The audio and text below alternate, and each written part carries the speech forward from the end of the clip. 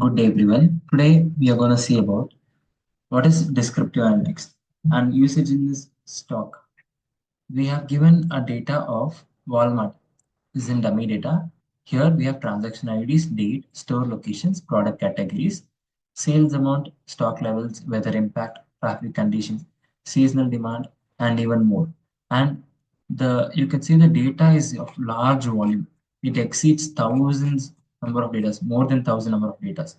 So using now, if you have to take decisions, it's very difficult to take decisions using there's so many data. If it is one or two data, you can easily take decision. But here we are going to apply descriptive statistics. We are given certain number of questions, and we are going to answer the question solving the descriptive statistics. The first question for us is calculate the mean, median, mode, and standard deviation for the three particular things. First one is sales amount, the stock levels, and the delivery time. Here, first you could just add an in data tab. The data tab you have called, you have a separate this thing called scenario manager, example like that. You have analysis tool. So in the tool, you could just analyze. You could take descriptive analytics, and you should just select the whole data. So you'll get all the deviations. See, if you have in the table from the sheet one, you have to select whatever you want. From there, you could, the first one is sales amount. So select it for sales amount. Here, you get the sales amount. You have to drag till the end and press enter, you will get the data. So in for the sales amount, the data for mean is 411, standard error, median, mode, everything is calculated along with the maximum, minimum, sum, count, everything. The same thing, instead of selecting the sheet one, the sales amount, you could select the stock level. So you get the answer of stock levels. Same at the delivery time. Go to sheet one. In the descriptive statistics, just press delivery time hours. So you'll get whatever data you require. So you have solved the first question. Now it's time for the second question. The second question for us is visualize sales trends across different product categories. Here we are going to apply pivot table analysis. The second question, visualize sales trends across different product categories to identify best selling and low selling items. In this sheet, you could see there are so many product categories where you couldn't categorize in one number. And you have locations, you could see there are n number of locations. So you'll have the pivot table analysis. Now, under pivot table analysis, we'll just do pivot table analysis. See, visualize, they have asked you to calculate the sales trend. Like what is the trend now? So the categories of the products available in the whole data is clothing, electronics, grocery, household, pharmacy, and toys. Now in the old data, you could see that there are vast number of data which was very difficult to calculate. See here, they have grouped it in only 7 items, 6 items. And now, along with the pivot table analysis, you could do pivot chart. Now, see here, you could see by seeing the diagram, you could tell which has the more best selling. Best selling item is electronics, which ranges till 1,41,344 stocks. The total sum of sales is 1,44 change. And the lowest is the grocery. You could see the graph tells everything. The highest is the electronics, the lowest is the grocery. You could now easily visualize along with the pivot table analysis. Now, moving on to the next question. Next question is assess stock availability across different store locations across different product categories. Here, we have two dimensions. The first dimension is store locations, like where is the stores located, and the other is product categories. So, in this pivot table, the second pivot table, you'll put in the rows, you'll add the store locations, that is Canada, Germany, India, Mexico, USA. But in that sheet, you could see there are n number of data. Here, just 6 countries it is classified. And now the product categories is in the columns. Now, you could see what in the graph. This graph shows about the pivot chart, which is, I'll tell you, this X-axis shows the country, like where is the store location. The Y-axis shows the sales amount. And this color things. The blue color indicates clothing, red color indicates electronic, green grocery, purple household, blue pharmacy, orange toys. This data is under Canada, this is Germany, this is India, Mexico, UK, and USA. Now, they were asked us to assess the stock availability across different locations. Example, we'll take India. In India, you could see here it comes above 20,000. This you could see. If you click on the blue table, it gives you the details. See, clothing. This is clothing. Clothing in India is more than, if the value is 21,789. Electronics, 24,000. Groceries, 20,000.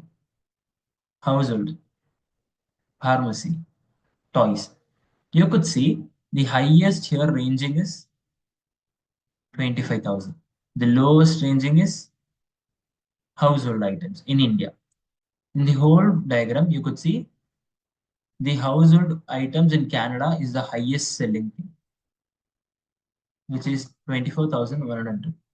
The lowest is grocery in USA. This is the second question. We have assessed the stock availability of different locations.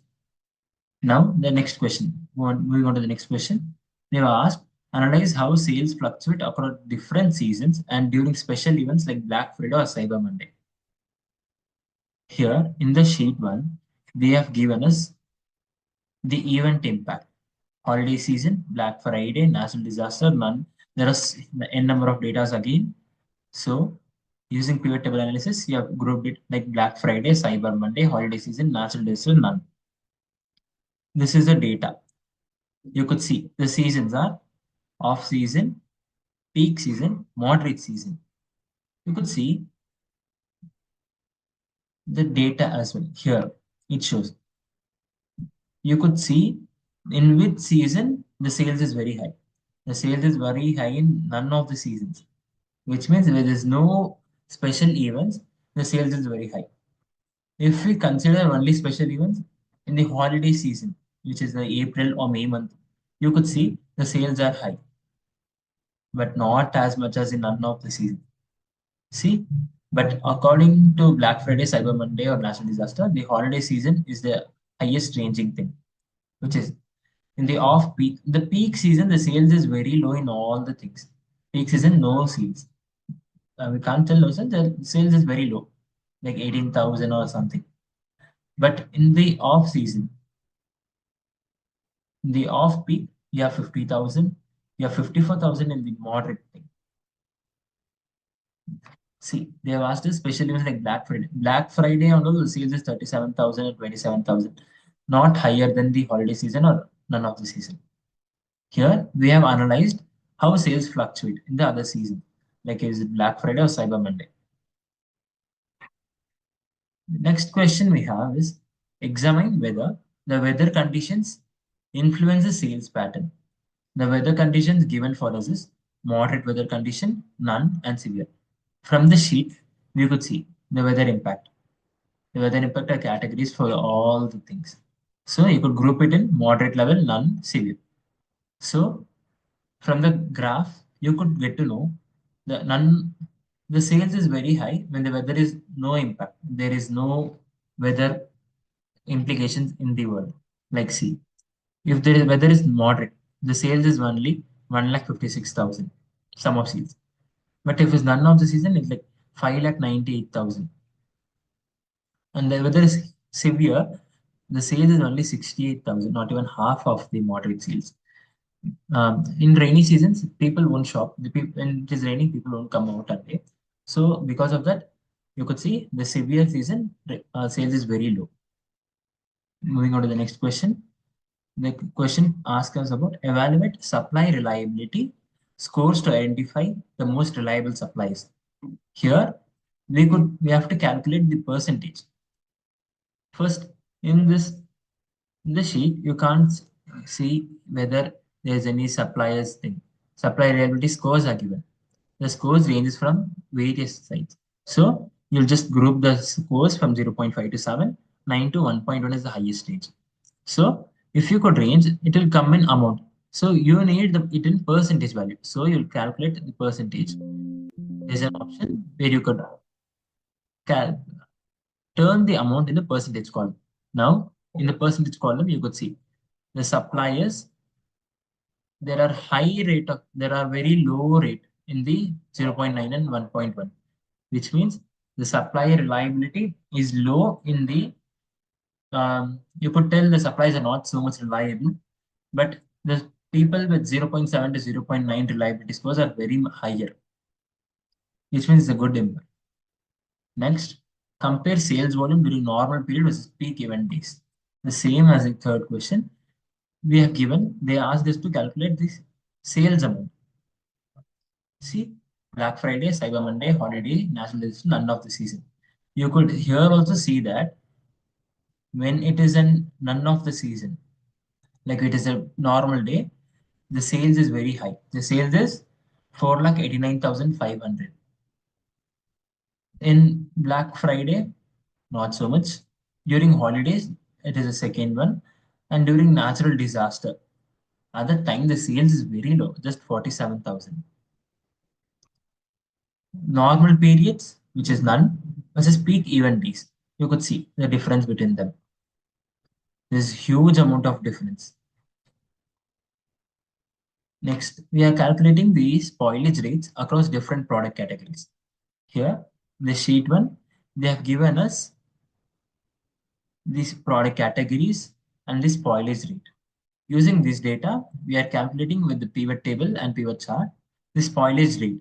Here, again, this will be given in the amount, so we'll be calculating in the percentage column. So, across the various categories of the products, we'll calculate the spoilage rate. So, in the pharmacy only, we have highest spoilage rate. It is 18%. Other all the household toys and all range to the same thing, but pharmacy is higher. The lowest is the grocery. Grocery has very low spoilage rates. We are asked to determine the most popular product categories in different store locations. Here, you could see the different product categories and the store locations. Clothing has 319 store locations, with electronics have 353. You could see in the previous data, electronics was sold most because the store locations are more in the electronics area. Now you could see the electronics has the more store locations and the least was grocery. This could also be a reason why because the sales of electronics and grocery were high. We have totally of 2000 store locations, and in that electronics is the highest and the lowest is the grocery and clothing as well. Next, analyze average delivery time per location. We have given delivery time, like they're asking us to calculate the average time. Here, we are calculating the, see, for electronics, the delivery time is 13,000 hours, 13,480 hours. This is the sum of all the delivery items. You could see the household has the least, clothing next, and grocery. Here also the electronics is the highest. Here in this question, next question is compare sales performance across different store locations to identify high performing and underperforming regions. Here we are seeing the high performing region and underperforming region. So we'll just group all the store locations and then say sum of sales amount. You could see in Canada, the sum of sales is 1,48,316.92. In India, we have 1,26,134.